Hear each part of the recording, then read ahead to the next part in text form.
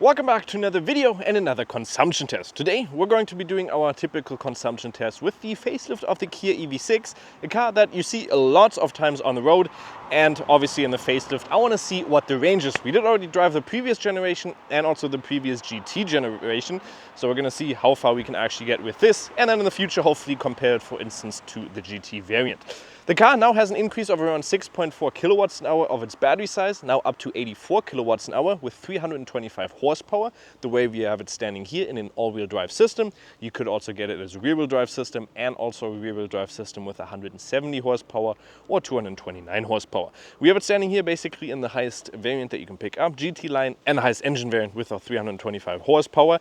And with that, it's supposed to get a WLTP consumption of 17.7 kilowatts an hour. You can get it further down if you obviously opt for a more efficient car, and a claimed range of around 546 kilometers. What we get, we're going to look at here in a second. Let's also quickly take a look at the rims, which we have here, which are going to be 20-inch Continental tires, the premium premium contact 6 tires. Quite nice looking design. But we're going to do our typical range test, which includes 80 kilometers an hour behind the truck, up to 100 kilometers an hour, then 120, 140, and also top speed. At the end, we're going to look at all the consumption. We're going to do a quick charging test. And one thing I did forget to mention, CV value of this car is also 0.28, so quite high, but that's not all that is being said about a car's efficiency. It also depends on the, what is it actually called in English? It's the Stirnfläche in German, but I think it's called the, And with all that information, let's get right into the video and start with our first drive. And join me now on our 120 kilometers an hour drive. We have already done our 80 kilometers an hour test because we are currently filming two cars, the new Audi e-tron or the A6 e-tron in the performance spec. If you don't want to miss out that video, make sure to like, subscribe. That will also be coming out with a consumption test in the near future. But back to this car, we're going to talk about the interior real quick. So the starting price of the GT line is around 60,900 euros. And in that you can choose between a rear-wheel drive variant or the all-wheel drive variant. We have the all-wheel drive variant with 325 horsepower and 605 newton meters, so quite a lot, with also a top speed of 185 kilometers an hour and a 0 to 100 in 5.2 seconds. That is all some good values. What they have also done in this car compared to the pre-facelift variant is that they have increased the battery size by around 7 kilowatts an hour, which is now up to 84. Net usage, or no, actually not net usage. Net usage is going to be 100, not 100, it's going to be 80. Having to focus here as I'm doing some lane shifting, as there is a little bit of traffic here right now. But that still gives you supposedly a range now with the GT line and the way we have it standing here of around 522 kilometers of WLTP. The most efficient one with the, well, not the most efficient one, but if you get the GT line with the rear-wheel drive variant, you're looking at around 560, and then the air variant with the rear-wheel drive, 229 horsepower, you're looking at around 580 kilometers, 82 actually if you're being precise, of complete range that you're supposed to be getting on that one charge. So we're currently sitting here at 120, just minding our business here. There is a little bit of traffic here right now, which is a little bit unfortunate. It is currently 5 o'clock, so kind of rush hour as well. But what I have done is reset our tripometer and also turned on, well, basically cruise control, which is in the level 2 here because it has lane centralization, adaptive cruise control. You can change everything that you want there, and it does a very, very, very good job, if I say so myself, as well as lane change assist. So you just blink and it's going to automatically turn onto the other lane, which is quite nice. Just makes it quite simple and also very, very nice to drive. But let's talk about the interior. So they have changed the steering wheel a little bit, which in my opinion does look quite nice. It's still quite a chunky one, which I do like, and just simple layout with all physical buttons. I like that. You have your recuperation on the back with the pedals, which are honestly not very high quality. I feel like the predecessor actually was more high quality on those pedals. These are just some plastic ones which actually don't have the best sound to them as well. We do still have those cameras. When you do blink and want to change lane, you get that camera display on the digital cockpit. We also have our big digital cockpit and also infotainment display, Apple CarPlay, Android Auto, wireless, which is quite nice, which was integrated with some software update not too long ago in almost all Kia models, which is always quite nice. We get inductive charging space in the center. We get this floating center console, which always, in my opinion, looks really, really good on the KIA EV6. And then just a lot of storage space in the bottom with some USB-Cs and other things like that. We also in here have heated and also ventilated seats, as well as a heated steering wheel with 2 different options, and also these very comfortable seats, which are always quite nice to sit in. You can obviously also get the GT variant of the KIA EV6, which is an absolutely wonderful car in terms of looks and also just pure power with 650 horsepower, drift mode and stuff like that. I'd really want to drive that car in the near future. We also have the Meridian sound system in here, which sounds quite decent, and in general a very comfortable cruising experience here at 120, which we are currently doing again, with a very good suspension. We do have the GT line. I'm not too sure if they do change the suspension in the GT line compared to, for instance, the Earth or the Air variant. So just tune it to make it feel a little bit more sporty. That might be the case, but if it is the case, it still feels quite nice. And one thing I did also forget to mention, we are driving in a normal mode here. We only use eco mode if we're driving our lowest speed, which is the 80 kilometers an hour behind the truck, and sport mode, or the most powerful mode, if we're driving our top speed test. So I think we should get back to you with our top speed test, because we're only going to be doing our top speed and this one in this video, because I also have to film the other 2 cars, or the other A6. Well, I'll be doing the 80 and also the 140 kilometers an hour test. So let's get back to that and also do a quick charging test. Let's quickly take a look at what we actually got when we were doing our charging test. We were charging from around 18% up to 80%. The car is supposed to be able to charge at 258 kilowatts now, which is obviously an increase to the previous model, and the smaller battery at 225 kilowatts. The bigger battery, obviously that 84 kilowatts an hour that we now have in here. That is supposed to charge from 10 to 80% in 18 minutes, and that took us a total of 17 minutes, so actually exactly what you probably also get if you're looking at 10 to 80%. We got a max charging speed of only 198.9. I did see it actually once going up to 201, but it doesn't show on here. But we had an amazing charging curve with an average speed of 180, which is quite high.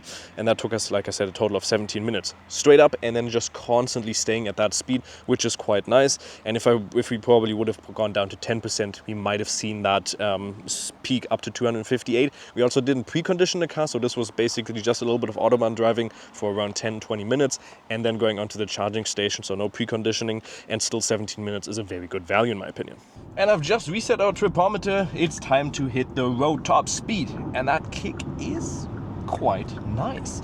0 to 100 in 5.2 seconds, like I already mentioned, and a top speed of only 185. Would have maybe expected for the GT line to get a little bit more, but we are actually keeping up with the Audi A6 e-tron performance in the front.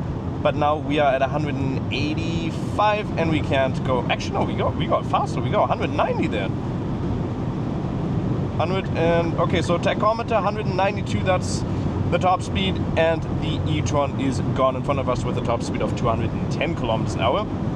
Wind noise now definitely picking up in here. It's not a windy day, but I do have to speak up quite a lot to actually, make you hear.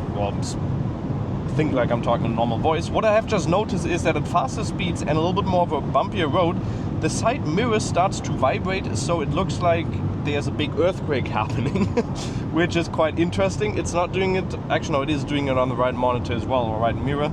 So those maybe need to be adjusted a little bit, because they are actually vibrating quite a lot. So if you look at them, it's a little bit sickening in my opinion.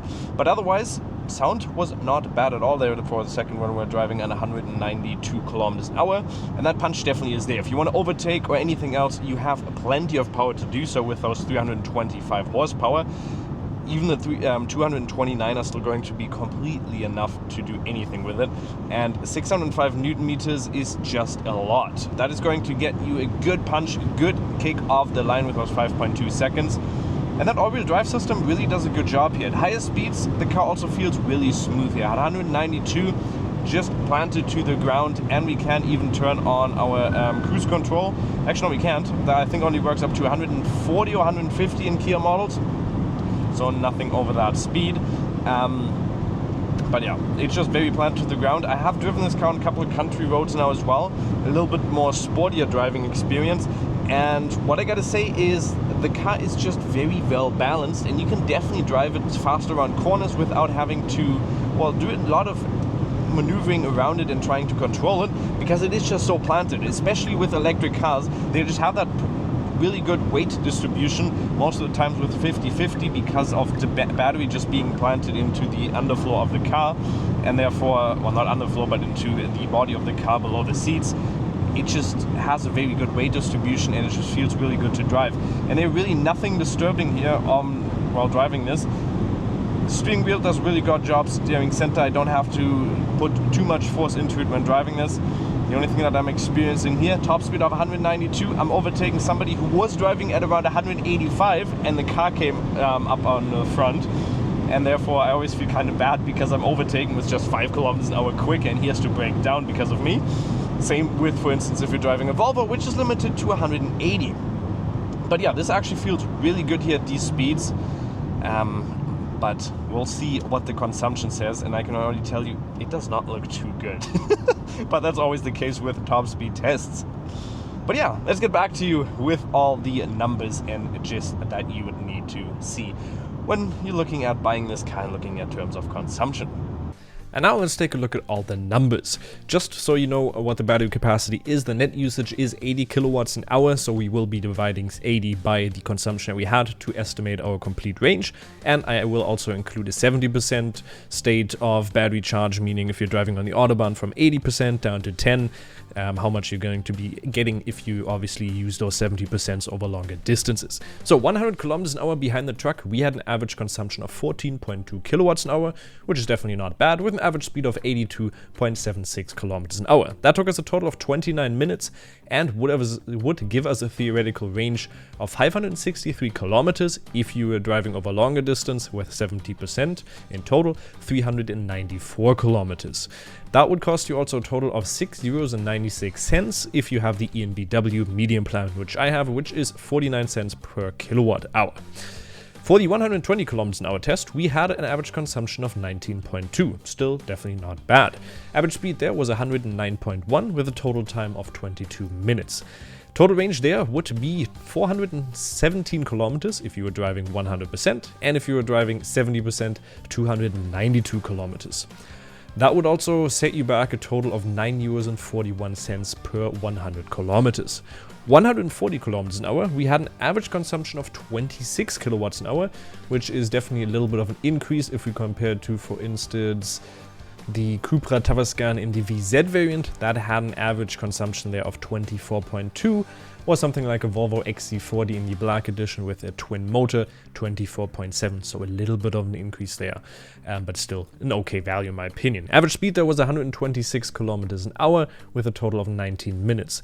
That would give you a range of 308 kilometers, 70% range, 215 kilometers, so that is definitely going to be a decrease there, and €12.74 would be the price you'd be paying per 100 kilometers. Top speed, we had an average consumption of 43.1 kilowatts an hour with an average speed of 160 kilometers an hour and a total time of just 15 minutes. There you'd be looking at a total range of 186 kilometers with 70% range around 130 kilometers, so you get to the charging spot and then you already have to look after 10 kilometers of driving, okay, when am I going to charge again? But yeah, what do you think of those values? Let me know in the comments, and definitely make sure to like and subscribe because these videos do take a ton of time to make, so I would really appreciate that. It would allow us also in the future to test more cars like this and grow our database to compare to more cars that we've previously tested. Thank you very much for watching. We'll see you next time. Bye bye.